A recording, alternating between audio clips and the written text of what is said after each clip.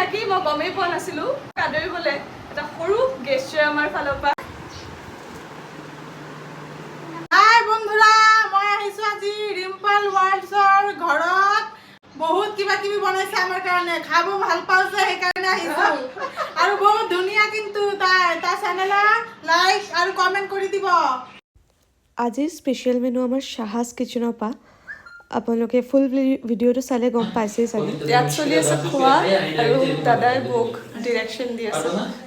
বহুত হাঁহি ফূৰ্তি হ'ল গোটেই দিন তেওঁলোকে এটাৰ পিছত এটা ভিডিঅ' শ্বুট কৰিয়ে আছে আৰু তেওঁলোকৰ চেনেলতো আপোনালোকে চাব পাৰে ফুল ভিডিঅ' আৰু মই লিংকটো ইয়াত মেনশ্যন কৰি দিম বাই বাই